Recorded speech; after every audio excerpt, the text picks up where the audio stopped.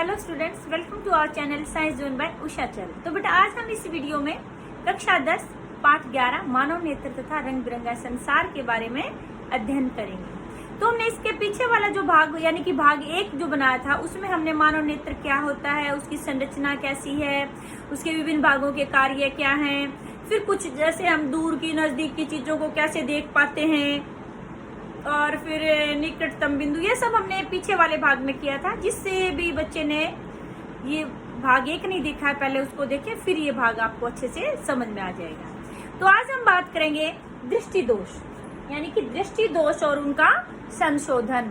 क्या होता है बेटे, कई बार हमारा जो नेत्र होता है वो अपनी समंजन क्षमता खो देता है। समंजन क्षमता आपको मैंने पीछे वाले भाग में बताया था कि भाई हमारा जो नेत्र है वो अपनी फोकस दूरी को घटा बढ़ा सकता है। तो कई बार हमारे मानव नेत्र की वो जो फोकस दूरी को घटाने बढ़ाने की क्षमता है वो कम होती चली जाती है और इसके कारण से हम फिर वस्तुएं हमें सुस्पष्ट दिखाई नहीं देती हैं। ये किसके कारण से हो रहा है कि जो मानव नेत्र में जो अपवर्तन होता है, अपवर्तन दोषों के कारण से। तो आइए चले आज हम देखते हैं कि कौन कौन से दृष्टि दोष हो जाते हैं हमारे नेत्र अपवर्तन के कारण से। तो उसमें मुख्य रूप से हमारे आते हैं निकट दृष्टि दोष,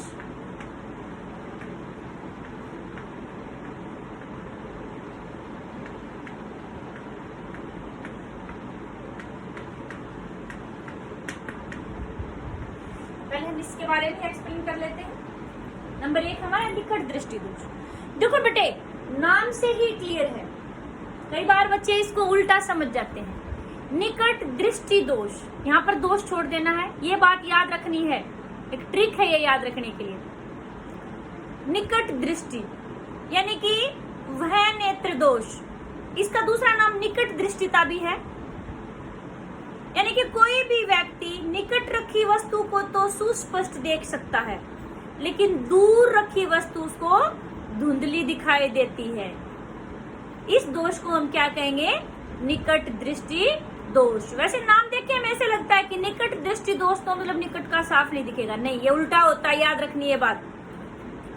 यानी कि वह दृष्टि दोष जिसमें व्यक्ति पास रखी वस्तु को तो सुस्पष्ट यानी कि साफ साफ देख सकता है और दूर रखी वस्तु को सुस्पष्ट नहीं देख सकता यानी कि उसको धुंधली दिखाई देती। कई बच्चे लिख देते कि दूर रखी वस्तु दिखाई नहीं देती, ऐसे वो अंधा नहीं हो गया है।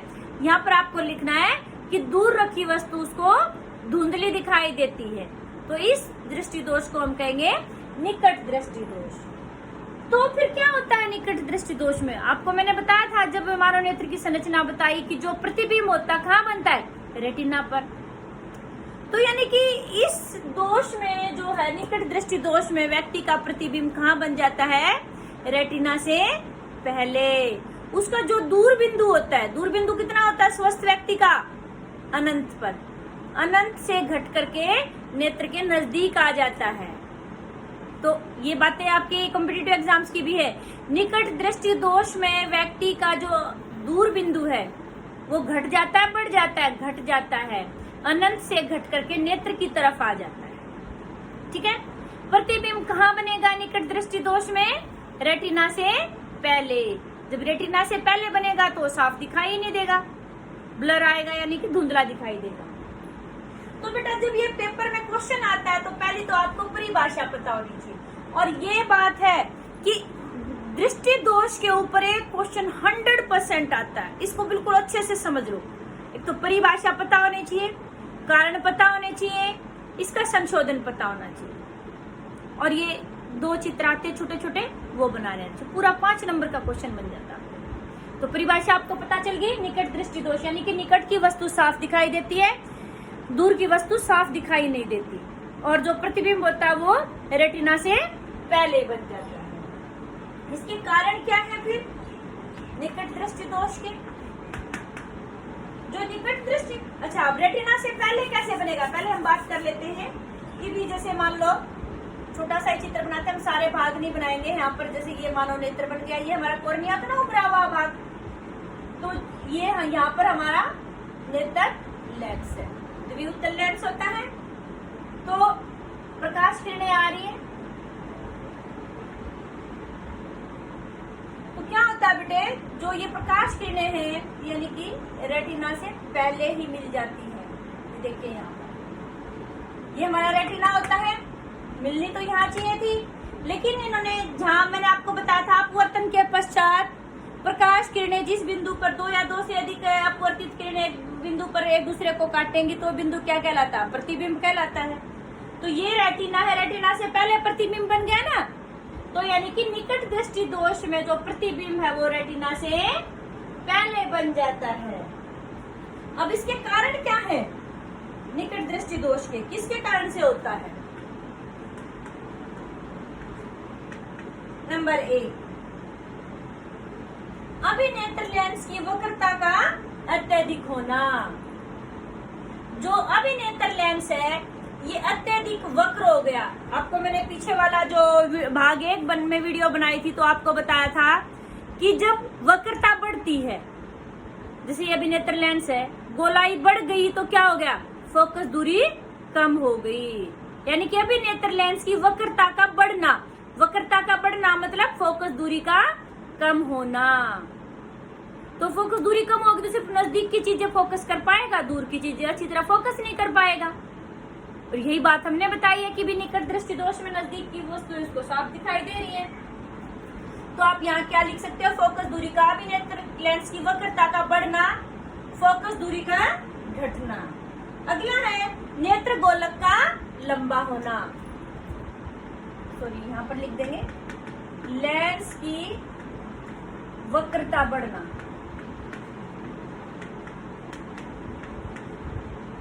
या फोकस दूरी घटना।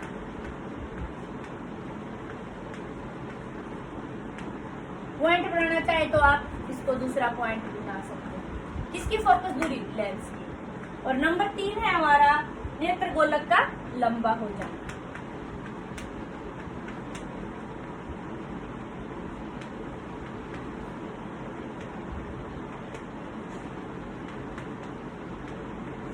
ठीक है बेटे, तो ये तो थे कारण।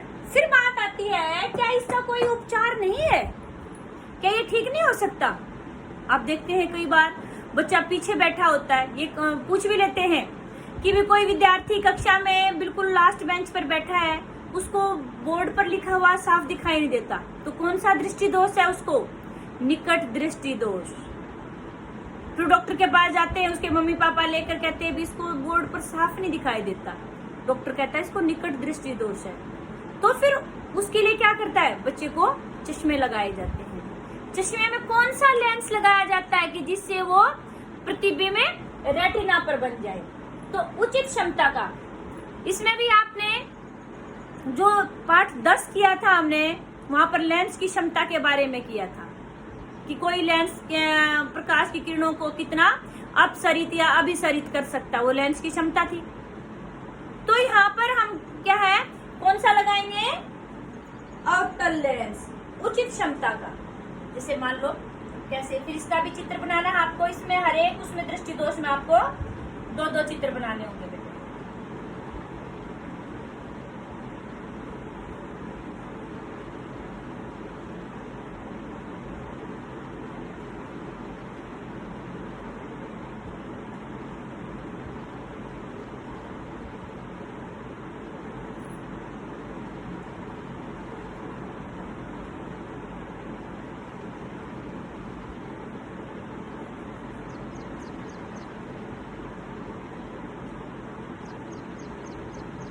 यहाँ पर हमने क्या किया? देखो, पहले जब हमारा जो मानव निकट, जिसको निकट दृष्टि दोष हो गया था, तो वो किरणें कहाँ आपस में दूसरे को काट रही थी अपवर्तन के बाद रेटिना से पहले।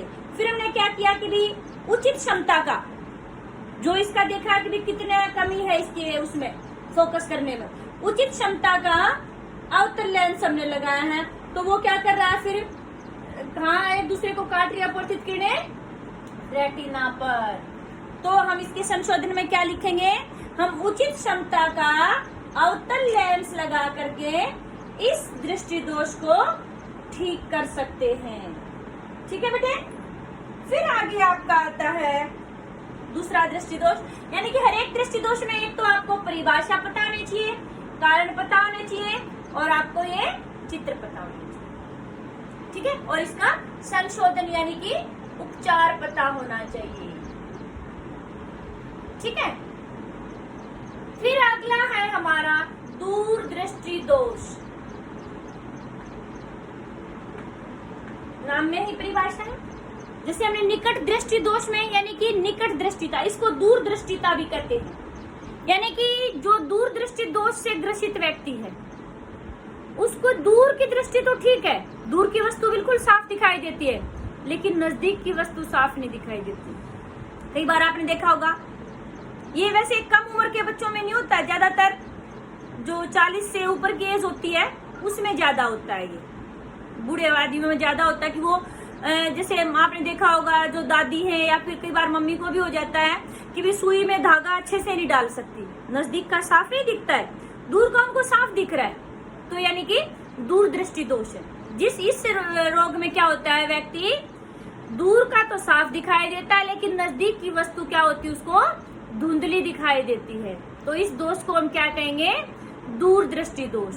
तो इसमें क्या हो जाएगा, जो प्रतिबिंब है रेटिना से बाहर बनेगा, रेटिना के पीछे बनेगा। यानी कि ये देखिए यहाँ पर जाकर के मिली है वो। तो यानी कि प्रतिबिंब दूरदृष्टि दोष में आपसे पूछा जाए वस्तु का प्रतिबिंब कहाँ बन रहा है, रेटिना के पीछे बन रहा है। निकट दृष्टि दोष का प्रतिबिंब कहाँ बन रहा था, रेटिना के आगे बन रहा था। फिर इसके कारण भी मान लो आपको निकट दृष्टि दोष के याद हो गए तो इसके भी आसानी से इसके उल्टे होते हैं। उसमें क्या था, लेंस की वक्रता बढ़ गई थी, यहाँ पर लेंस की वक्रता घट जाना, फोकस दूरी बढ़ना। आपको मैंने भाग 1 में बताया था कि भी जब गोलाई बढ़ती है तो फोकस दूरी कम हो जाती है, वक्रता बढ़ती है तो, और जब वक्रता कम हो जाती है, देखो अभी गोलाई कम हो रही है ना, अभी देखो गोलाई ज्यादा होगी, गोलाई कम हो रही है तो फोकस दूरी यानी कि बड़ा सर्कल बनेगा ये, तो फोकस दूरी बढ़ेगी। अभी हमने कहा कि दूरदृष्टि दोष में वक्रता कम हो रही, गोलाई कम हो रही है, तो यानी कि फोकस दूरी बढ़ रही है। और तीसरा कारण है नेत्र गोलक का छोटा होना। तो ये 3 कारण है, लेंस की वक्रता घटना, फोकस दूरी का बढ़ना, और जो आपका ये है यानी कि नेत्र गोलक का छोटा हो जाना। ठीक है, फिर बात आती है संशोधन यानी कि इसका उपचार। इसका उपचार कैसे कर सकते हैं, इसके उपचार में क्या करते हैं बेटे, उचित क्षमता का क्या लगाएंगे, उत्तल लेंस। ठीक है, उचित क्षमता का उत्तल लेंस लगा देते हैं। फिर वो क्या करता है, वस्तु को सही से फोकस कर देता है और हमारा प्रतिबिंब कहाँ बनेगा, रेटिना पर। तो इसके आप संशोधन में लिखेंगे उचित क्षमता का। यहाँ पर उचित शब्द जरूर प्रयोग करना है, आप खाली लिख देंगे कि उत्तल लेंस लगा दिया हमने, नहीं, क्योंकि देखा होगा आपने हर एक बच्चों का अलग अलग नंबर होता है, हर एक इंसान का। कोई कहता है कि मेरा +1 है, कोई कहता है -1 है। ये आपको माइनस प्लस का चक्कर मैंने 10वें पाठ में बताया था। माइनस का मतलब क्या हो गया, आपको बताया था ना कि ग्राफ में ऐसे रख के देखा, तो यानी कि ग्राफ में इस साइड क्या आता है, माइनस आता है, इस साइड क्या होता है, प्लस आता है। जिसके चश्मे का नंबर माइनस में है तो यानी कि कौन सा लेंस है, उसको अवतल लेंस। तो कौन सा दृष्टि दोष हो गया, निकट दृष्टि दोष। तो निकट दृष्टि दोष में जो नंबर होंगे वो किस में मिलेंगे, माइनस में। कई बार बच्चे समझ लेते हैं -2 और +2, अरे नहीं, -2 तो छोटा सा नंबर है, +2 बड़ा नंबर है। नहीं, ये मैथ की तरह नहीं होता है बेटे। यहाँ पर -2 का मतलब क्या हो गया, उसको निकट दृष्टि दोष का लेंस लगा है। कितनी क्षमता का, 2 डायप्टर का। क्षमता को किस में नापते हैं, डायप्टर में नापते हैं। और मान लो +2 का लगा है तो यानी कि उसको कौन सा लग गया, अभी देखो ग्राफ में ऐसे रखा है तो इधर से प्रकाश किरण इसका मुंह इधर खुल रहा है, तो यानी कि उसको कौन सा दोष है, दूरदृष्टि दोष है। तो जब उत्तल लेंस लगेगा तो यानी कि उसका नंबर किस में मिलेगा, प्लस में मिलेगा। और माइनस में नंबर है तो यानी कि अवतल लेंस लगेगा। तो यहाँ पर आपको ये जरूर लिखना है कि उचित क्षमता का। जब निकट दृष्टि दोष की बात करते हैं तो आप लिखेंगे उचित क्षमता का अवतल लेंस लगा करके इसका ठीक किया जा सकता है। और जब आप दूरदृष्टि दोष की बात करते तो आप लिखेंगे उचित क्षमता का उत्तल लेंस लगा करके इस दोष को ठीक किया जा सकता है। ठीक है बेटे, तो ये थे हमारे दो दूरदृष्टि दोष और निकट दृष्टि दोष। तीसरा दोष है हमारा जरा दूरदृष्टिता।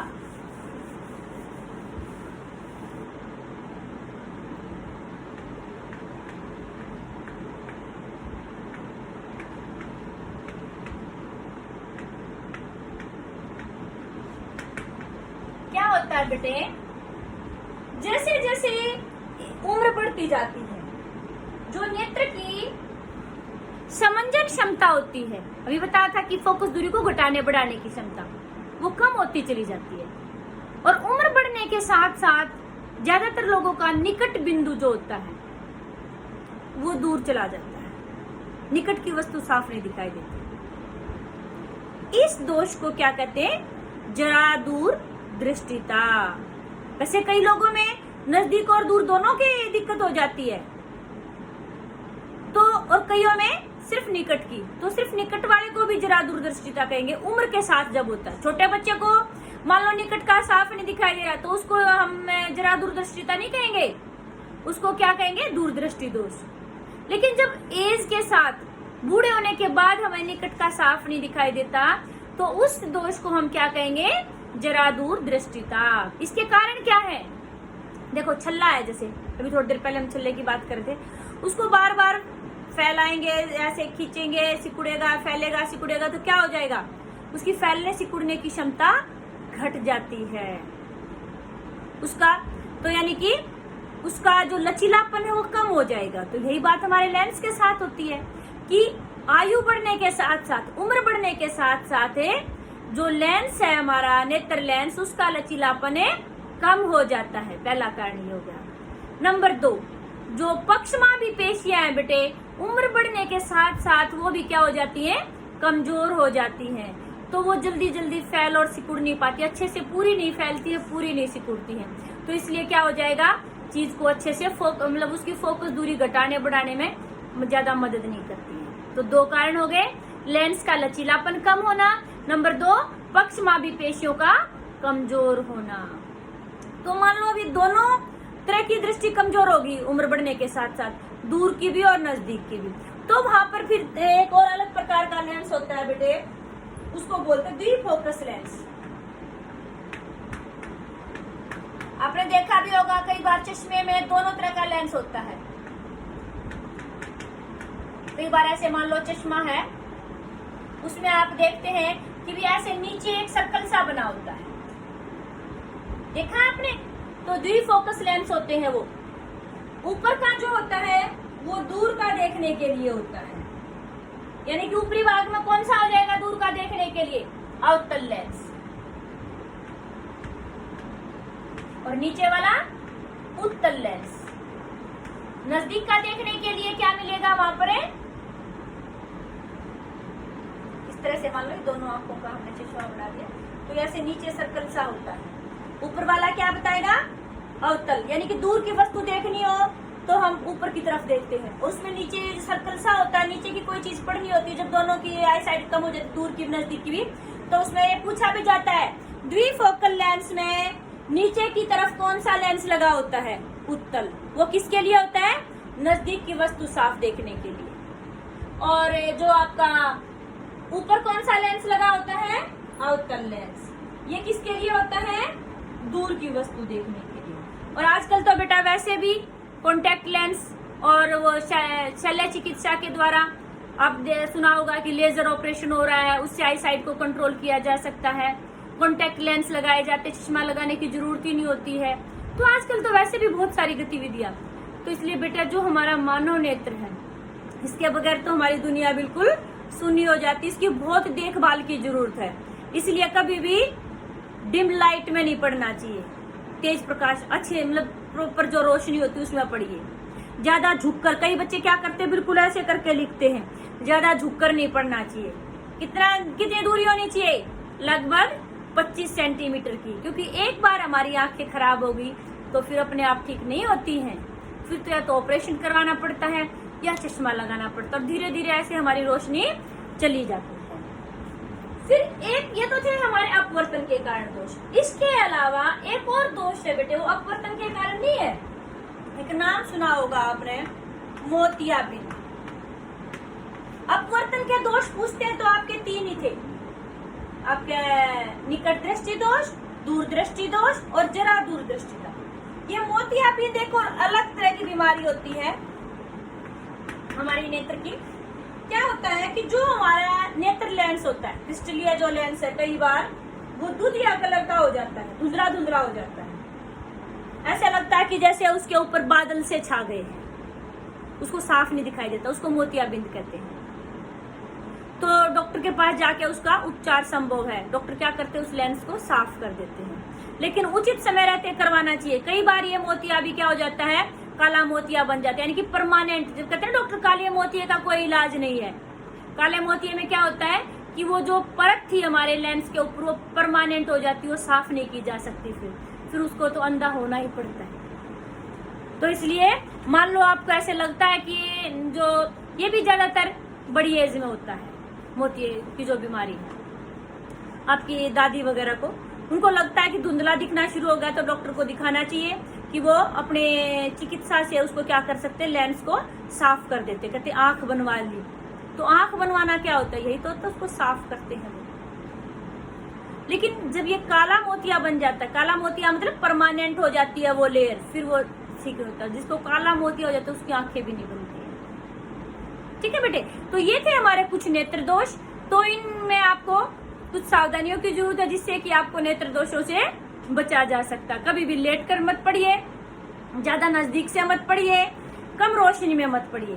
तो अपनी आंखों का ध्यान रखे और प्रॉपर खाना खाना चाहिए। हमें ऐसी चीजें लेनी चाहिए जिनमें विटामिन ए ज्यादा हो। विटामिन ए हमारी आंखों के लिए बहुत अच्छा होता है। सर्दियों में गाजर का जूस पीजिए, दूध ज्यादा पीजिए, ठीक है। और वैसे भी आपकी जो बच्चे हैं उनके लिए तो ग्रोइंग एज के लिए, बढ़ती उम्र के लिए दूध बहुत ही जरूरी होता है। आपको वीडियो अच्छी लगी तो इसको शेयर और लाइक जरूर करना, और आपको कोई भी डाउट है तो आप कमेंट करके जरूर पूछिए। थैंक यू बेटे।